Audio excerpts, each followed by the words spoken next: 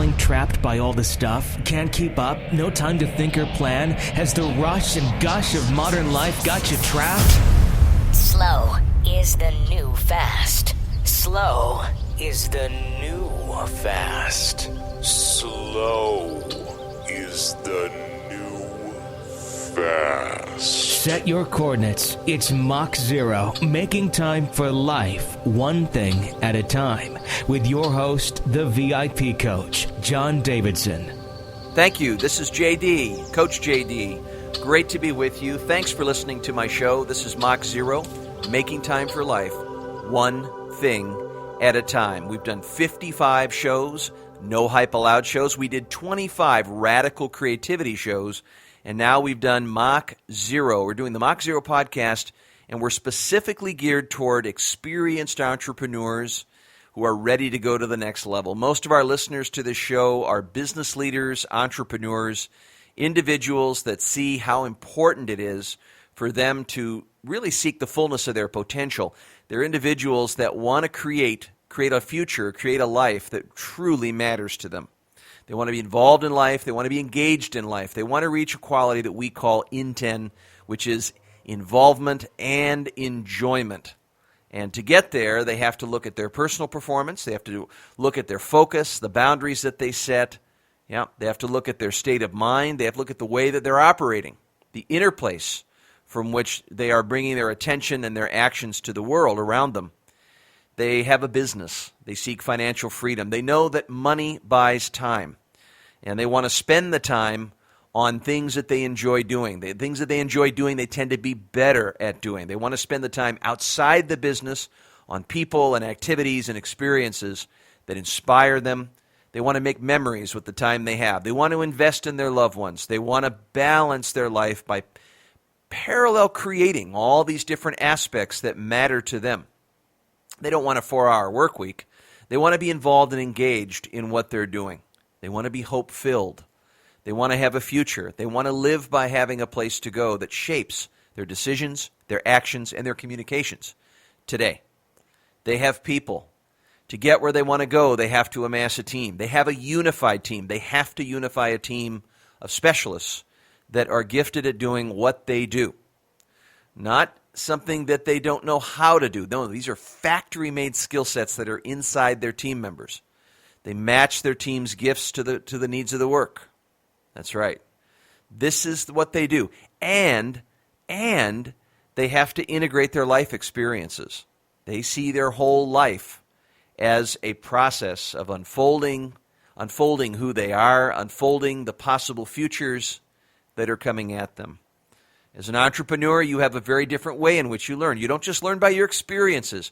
You learn as you go. There are no experts. You build it brick by brick. You're kind of making it up as you go along. How do you trust that the experiences that are landing in your lap are what the future needs? You've got to put your faith in innovation. Yeah, you've got to experiment, prototype. You've got to fail forward fast as an entrepreneur. I'm sure what I've said has resonated with you because over the time that you've built your businesses or business, things have gotten very complicated. You felt a sense of frustration, powerlessness, or you feel helpless. You've gotten bogged down in all this stuff, and all the fun and the spirit and the attraction to your business has begun to fade. Man, I mean, you've got to get to all of these things that are so important, but you just can't get to them because you've got so much stuff to do. You've become so good at a lot of things.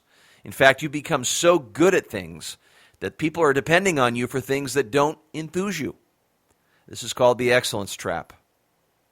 So, I founded and created a coaching program 15 years ago called the VIP Coach. I've done over 20,000 coaching sessions since that time. We have over 650 alumni that have been through the program one-on-one. And it's organized by 8 leadership capacities that combined lead to a higher level of freedom, a higher level of confidence, and a higher level of earning power. I created this radio show as a unique outlet to talk about the concepts and the strategies and the experiences that are taking place in the VIP Coach program. I do 120 coaching calls per month. It feels like It's life for me. It's what gives me life. It's what affirms life for me to be in these coaching sessions, helping people grow. They're most concerned about 4 key areas, and I call these the prosperity zone. Number 1 is the self. It's the creator, the creative process, the part of bringing something into being that doesn't exist yet. The second is life, is how they organize their attention to life. That life is a wild card, and oftentimes reality isn't cooperating with us. How do we learn? How do we incorporate our experiences in life? How do we inherit those experiences and grow? How do we integrate those experiences to expand and to grow, not only in our personal life, but also in our business life? That we are whole people. That we're not just people relating with ourselves. We're not only relating with others, but we're relating with something in the whole. We're relating with something going on that's bigger than us. Something that composes a higher level of intelligence. Something that requires us to be still and listen. And then we have to look at our business and our financial freedom and our earning power and our ability to operationalize the business in all aspects, from marketing to management to finance, to really drive excellence as a diligent engineer who is effective at employing the right assets or people that grow the business, doing the right things right efficiently so we can make a profit and oxygenate our ability to create what we want. Oxygenate our ability to be discretionary about our time, to be able to master the principles of wealth so that we can get the personal mastery that we need. Our money, our profits, when we make them, we're able to fund our life plan. We fund the facilitation, the ability to meet our expectations and values, because money buys time. And so we move from being a caught-up business owner in doing too many things to doing just a few things and earning more money and having more confidence and increasing our freedom. It's not about the money. It never was. It's always about the freedom. But to do that, we have to have a unified team. We got to have the right customer. We got to have the ideal ones that we delight making solutions and producing processes for that delight them, that give them the wow factor they need to create their dreams.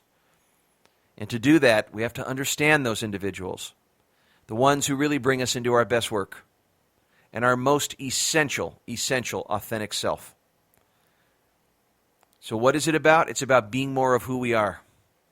It's about being more of who we are and being competitive. But what's the core problem? The fundamental of the fundamental of the fundamental problem is that we are all too busy being busy to do what makes us a lot less busy. That the incessant freneticness of our lives and our business, we are trapped in the velocity of life, in the rush and gush of too many things to learn, too many things to pay attention to. We are getting assaulted on our attention span. Less and less are we inclined to sit down, to relax, and pay attention to the present moment. But what we are constantly doing is seeking and constantly trying to be somewhere else, to be entertained, to be the consumer, to live this unlived life. That's not what you signed up for. What you signed up for was to come here and live some meaning, to create some things that matter, to give love and to receive love, to learn, to grow. Yeah, to give something, to make a contribution, to be useful. That's what it's about, to be in service to others. Not for our own gains, but to give value for the joy of it. Because we find something in ourselves that we are truly internally rewarded by when we do. To become a creator of value with no entitlements. Yeah. And then to live into a mystery. Because the future is a mystery. The only thing you have control over is the present moment. But you have no control over your tomorrows. You can foster an intention, but you have to be wisely innocent about the future. So the title of today's show, with all that said, is What Are You Doing to Escape Being Still? What are you doing to escape being still? Why do we escape the stillness? You hear all this talk about spiritual practice, of getting here, becoming more of yourself, all that.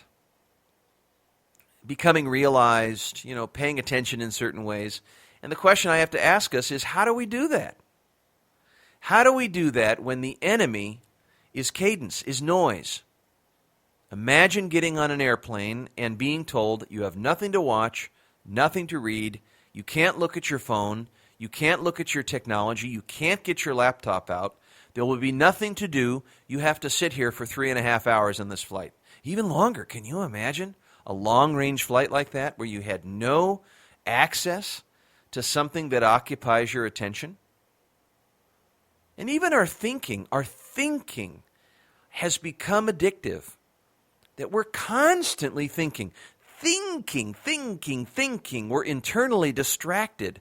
I hear constantly business owners, I can't think anymore, JD. I'm thinking all the time. I go home, I'm thinking all the time. I'm with my baby, I'm thinking all the time. We're bombarded by this thinking mind. What are we thinking about all the time? We're thinking about loose ends, things we didn't finish. We're thinking about responsibility that we have to make. We're thinking about unanswered questions that we can't answer or we haven't answered for ourselves. We're thinking about what other people are thinking. We're thinking about how we look. We're thinking about how we're liked. We're thinking about something we're going to run out of. We're thinking. We're constantly thinking because we're pressed. We're in shortages of things. So we have to get back up on things. We have to make sure we have the right supply of things. We're thinking about what should be happening instead of what is happening. We're arguing with reality. And we're angry about that. When we're arguing with reality, we say no to the idea of reality being what it is, because it may be good, it may be bad, and it may be ugly. Reality has, it's a wild card. That's the way it is. We can't really sense what's coming at us other than what's going on in the present. And that's where the future is revealing itself, is right here. And so we have to take meaningful leaps into the future where there is some uncertainty, where there is mystery. But we have this thinking mind. So what do you do to escape? What do you do to escape from the stillness? Just think about it. What do you occupy your attention by? Do you sit down at a gathering and start getting out your phone and looking at it, checking your text just to distract yourself because you're uncomfortable at initiating conversation, or you don't want to be vulnerable, so you get occupied, put your head down, you get into your technology and so forth? You probably complain about all the email, but there's something you're doing to have it become cumbersome. Because we become familiar with email, it creates a security blanket that we'll be in the know, that we'll be able to know what's going on. So Sunday afternoon, we have this wonderful free day with our family. But no, we have to check that email, and the moment we do, we get checked out. We're thinking about unfinished projects. We assume we can finish our to-do lists. We can get to the end of all things. We can't. We're overridden by all these things we have to do. We have to come to terms that we are fallible, that we are not able to get it all done. And why should we expect that we will? What I was doing to escape was I'd go and get a glass of wine. You go and you lubricate yourself with a beer or a glass of wine or something more intense. We got to take our attention away. Why do we do that? Because we want to feel alive. Because when we're getting so caught up in our thoughts and our worries and our fears and all the thinking stuff that goes on inside of us, we feel drained. We feel dead, that we're figuring it all out while life is just moving right in front of us. Thinking and being distracted. Or maybe we're self-doubtful. Maybe we're thinking in terms of negative thinking. We're thinking about things that might happen to us. We think about what's around the corner. And we contract and we feel squeezed by it. So we begin to prepare. We prepare in all sorts of ways to not let it happen. We have preemptive strikes to make sure that we don't let that happen. So we'd make a move first to be proactive, and we don't let that happen on defense. We're reactive and responsive to the current moment. We orient our very lives around the circumstances that we have, like mice in a maze. We're trying to figure it out. Or we set up all kinds of commitments and obligations. We run out of money, or we just have debts. We can't get rid of the debt. We're thinking about when it's going to come to pass, how we're going to get rid of it. So our minds are loaded with things that we put our thinking into. And so we escape from that. We escape in various ways to try to get out of this thinking mind to find our sense of aliveness. And we do it in superficial ways. And there is really only one way. There really is only one way to stop thinking, and that is to stop thinking. Because the problems will continue. You cannot solve the problems that you have. You can only outgrow them in the pursuit of bigger urges. Carl Jung said this, that we cannot outgrow the problems. They are insoluble, but we can only outgrow them by having bigger urges to attend to. So if you have too much to do and too little time to do it, it's because you're thinking in a quantitative way. You're interacting with life in a quantity view. The alternative could be a quality view of life. That if you were to occupy a more qualitative view, that means that you could be using the time you have in a different way, and that would affect the future forward. Sure. Can you slow time down? Sure you can. You already have. You've done it when you've paid closer attention to what it is that you're doing. You've done it when you've really occupied your attention on something. You've had concentration, or you bring a full relaxed attention to what it is you're doing. I know that because of meditation. Meditation is a great access point to stop thinking. It's a disruption of the thinking mind. It's to occupy your attention to the moment, to not work with your thoughts, to not believe what your thoughts are telling you. But it's keeping a mindful awareness of what's going on. But wait a minute. No. Being still. Boy, how do I be still? How am I going to slow down? How am I going to stop this mind, this freight train mind, from doing what it does? It's almost addictive. It just continues to think despite all the negative consequences. So what do? Well, you decide on a place to go. First thing we might clarify is your intentions. See, when you say think outside the box, it's hard because the box is your thinking. So we're trying to get outside the box of our own thinking by thinking. That's what makes it so hard. But see, what happens is we shift the source from which we actually attend and bring ourselves to life. And that is, it's very simple. It's very simple. What we do is we shift our attention from the head and we pay attention from our hearts. We actually stop thinking and pay attention from our compassion and our understanding. We pay attention from our hearts. And when we do, it's great because now we can relate with life out of our heart. We can be moved by life. We can be affected by life. We can be changed by life because we occupy our heart, our open heart. But a lot of us have armored that heart, you see. We don't occupy the open heart because we've been hurt, we've been wounded, and so we back off. We're vulnerable. We close ourselves off to the real experiences that can move us, the experiences that have heart and meaning, because we paralyzed ourselves. We got spooked. We don't want to get hurt again, so we got to back up. Don't get too far. Don't get too deep. Stay away from the depth. And so we keep it superficial. So a lot of times what we're pursuing in life isn't really a place to go. It's just a preemptive strike on our vulnerability. How many times have you met someone that's a workaholic, or they're so involved in some big project going on, all they're doing is insulating themselves from having to be vulnerable with other people because they think that if they do that, they're going to be able to manage their pain. They're going to be able to self-sufficiently make themselves impenetrable by some other threat because they're going to become so strong and consumed by what they're doing. But what ends up happening is they're empty. Sure, they may have the vertical connection with, I got to get here, I got to get there, but those aren't real goals. Those aren't goals that have our values in them. Values edit our goals. Values are close roommates to our goals because our values speak to what really, really matters to us. So imagine having goals with no values in them. Imagine having goals that don't mean anything to you. Those are hollow goals. The reason why you have them is you don't like the alternative. You know what you don't want. And so as a reaction to that or as a response to that, you set goals that pretty much get rid of the thing that you're afraid of keeping. So you want to be eliminative, so you go out and you say, well, this isn't working, so I got to do that.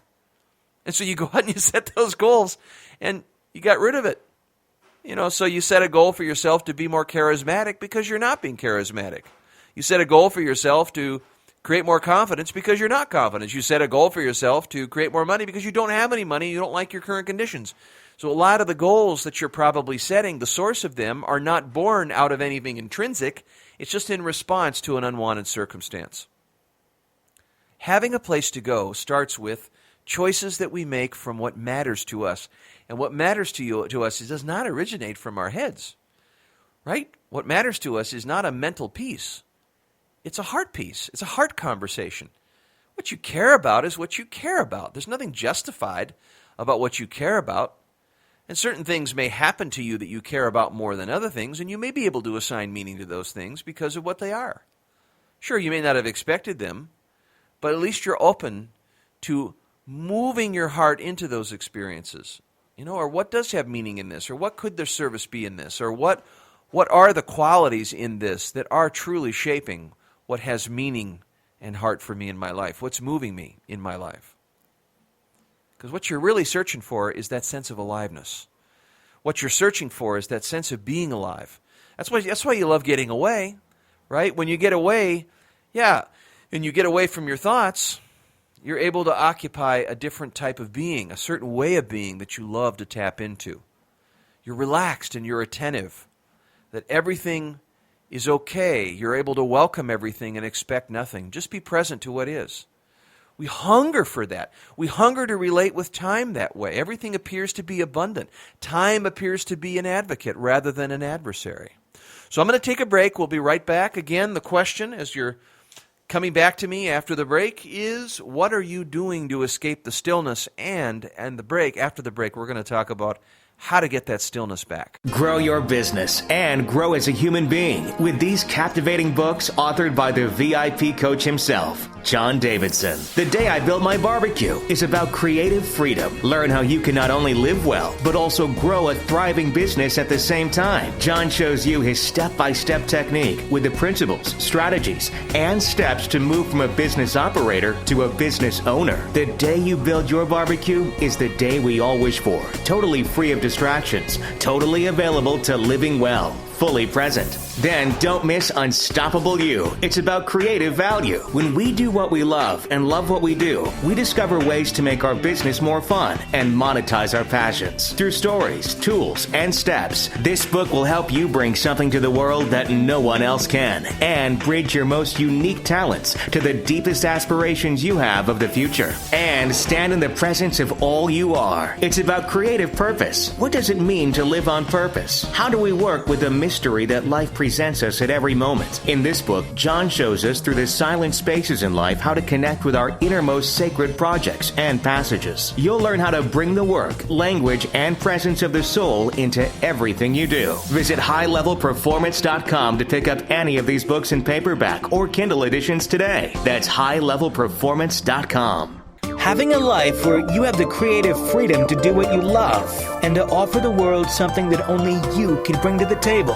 That is the world of high-level performance with John Davidson. That is the world of radical creativity. That is the world that you can be a part of when you realize all that is holding you back is you. Begin the journey through one-on-one coaching that gives you the finesse for business and lifetime achievement, and find your place on the roadmap to high-level performance today. Visit highlevelperformance.com.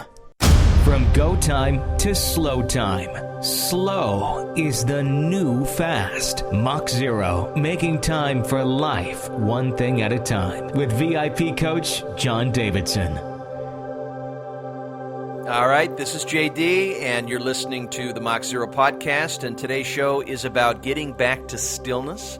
What are you doing to escape the stillness? What are the structures that you've got set up to ensure that you are not still, to ensure that there is no stillness in your life?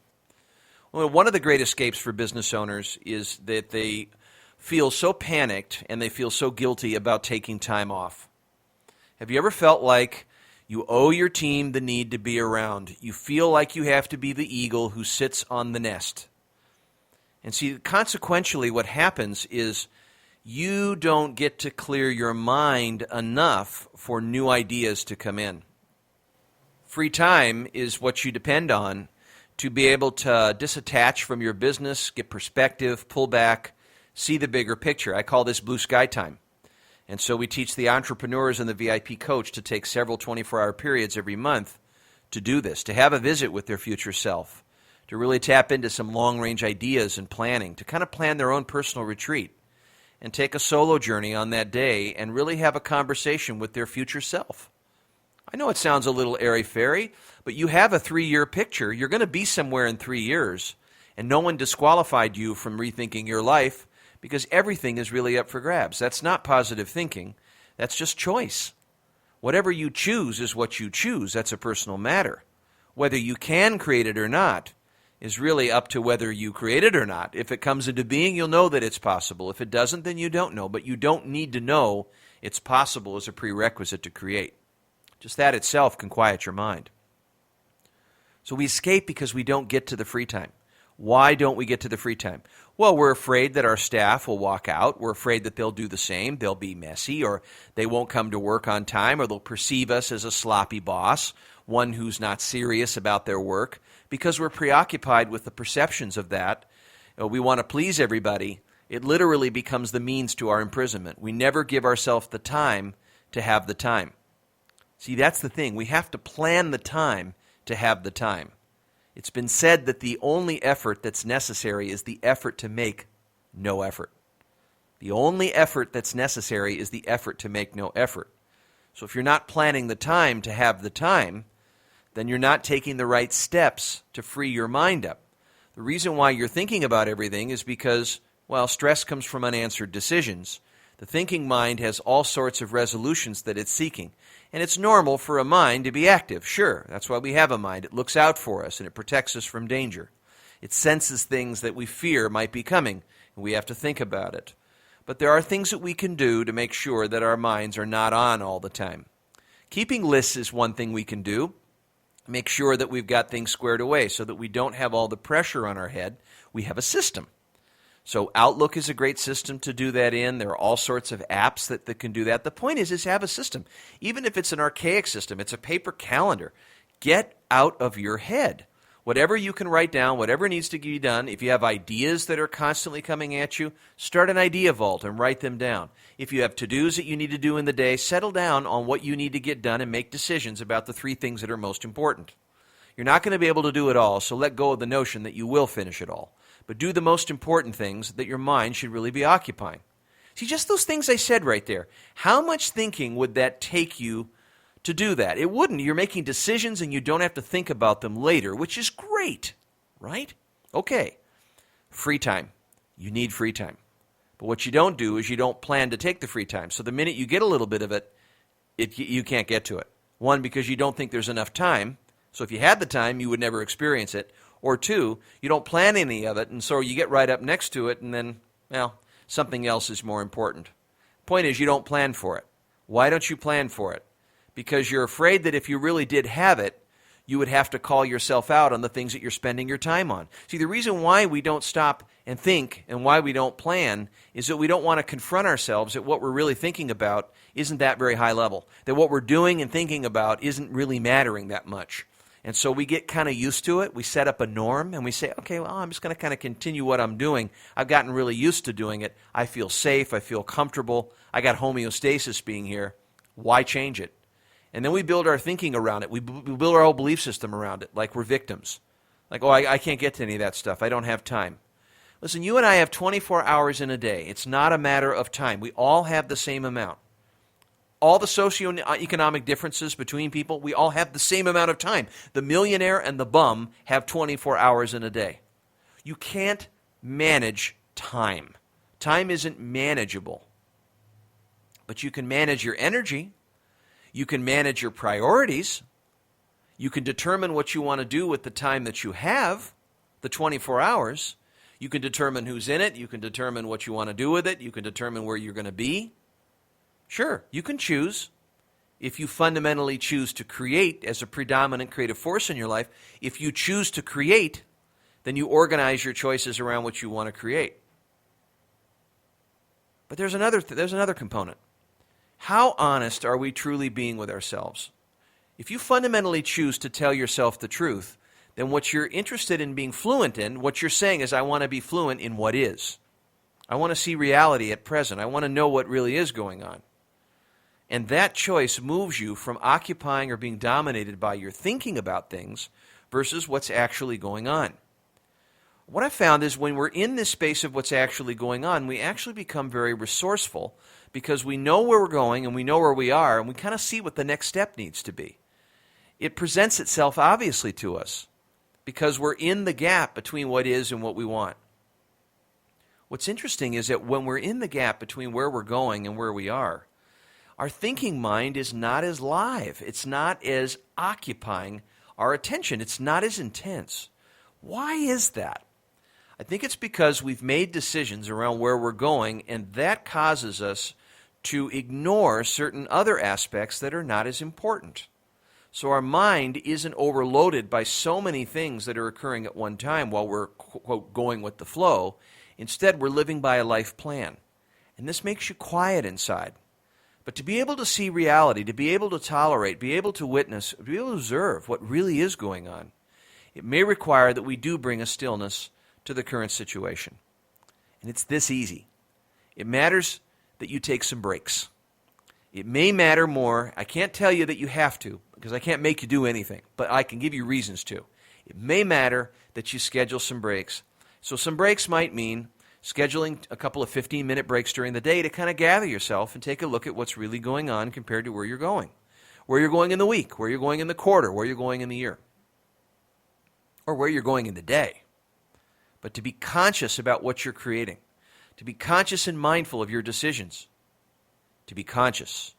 If you're not conscious, then you can't renounce the alternatives, the habits, the impulses, the immediate gratifications that bombard you and then take you off track.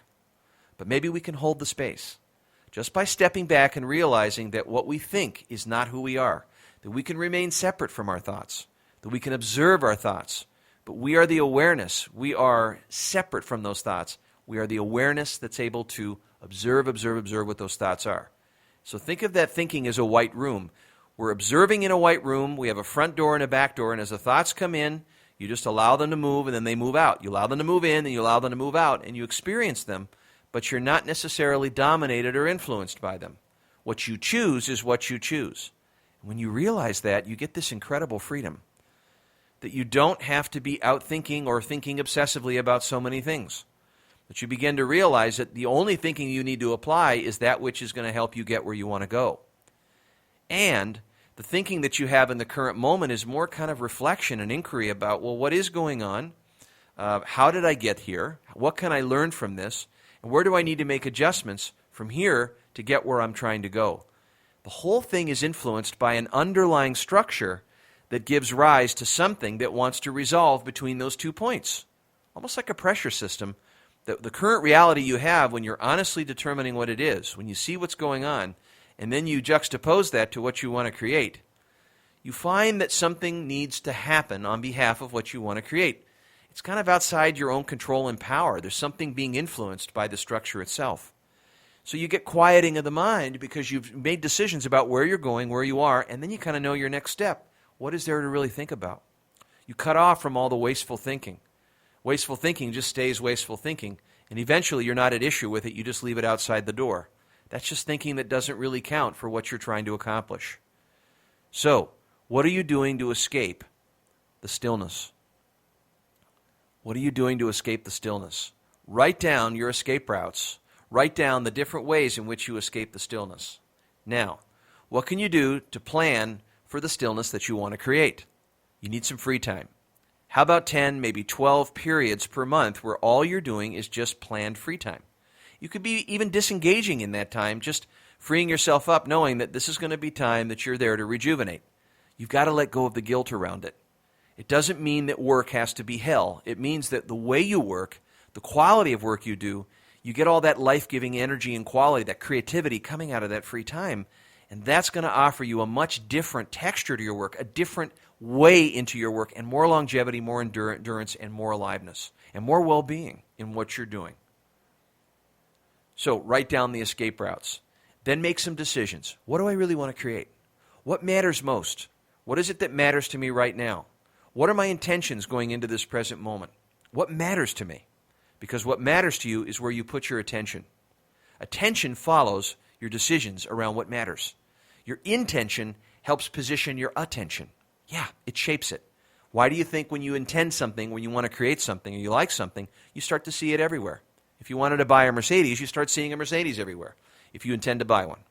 So, where do you want to go? Then, what is actually going on? How do I feel right now? What do I actually have right now in comparison to what I want to create? Looking at current reality takes away all the dirt on the window, and you just look at the relevant elements compared to what you want to create. Again, everything else sort of falls off. Then you ask yourself, what's my next step or action? And then you move your toes in that direction, you make a secondary choice, an action, and you move toward a primary one, which is the goal. You're positioning your decisions. You'll find that as you practice this, as you work the habit of the creative process, your thinking mind starts to quiet down. Because it doesn't need to be arguing with you so much. You're within the creative process. You're in the creative act. And only that can occupy your mind, your heart, and your will. All parts of you will have to work in one place, in one fusion of energy, toward that which you want to create. And by being fluent with reality, you'll need to help yourself understand reality. And by understanding it and having compassion, you're bringing your soulful attention to reality. By having some heart and meaning in what's trending or what's emerging, that means your open heart is listening to reality. And your mind having no judgment, practicing a mindful awareness of just observing reality for what it is, welcoming everything and expecting nothing. Well, I think you're going to be getting different levels of intelligence. You're going to be learning differently from the life that's here, the life that pretty much is the future, giving you everything it needs in this moment. Even if it was betrayal, would you trust it? Would you trust it? You live by inspiration and you live by motivation. Motivation is the intention by which you seek to bring something into the world. But inspiration is obtained by holding a certain way of your being, the way that I'm talking about, the way of practicing stillness, of being ready for anything and expecting nothing. So I encourage you to have a good stillness practice in your life. Even starting the day with 30 minutes of intentional stillness and grounding will change the remaining ways that you interact with the day. The way experiences, you take them in, the way that you look at them, the present moment, the way you stay with what is. And you will find that you are more quiet, you are more empty, you're more vast, you're more open inside to be able to make space for what's to come. In order for something to move, you have to make space. And if your thinking mind is always cruddying it up, blocking the lines, then what it is that's trying to find you won't. Because what you seek is seeking you. And so by remaining so open, by remaining in the present moment, by choice, bringing your intention with you as to what really matters to you and holding it, and knowing where you want to go, having your intention there as a source, as an anchor, you're going to occupy a quality of expression, a quality of being that you wouldn't normally be able to by being busy and occupied and reactive and responsive. You're living in a creative orientation. You're orienting yourself to the creative.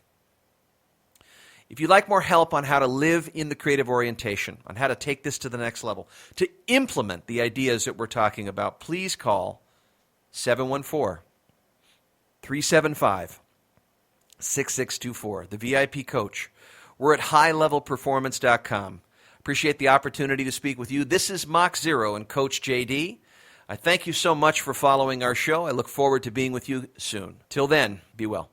For more tools, go to highlevelperformance.com. Better business, better life. Fast growth, keeping things simple. Or visit us on Facebook. Mach Zero, making time for life, one thing at a time. Set boundaries, focus your attention, and maintain a positive state of mind. Hire a VIP coach to help you. Call 714-912-9261.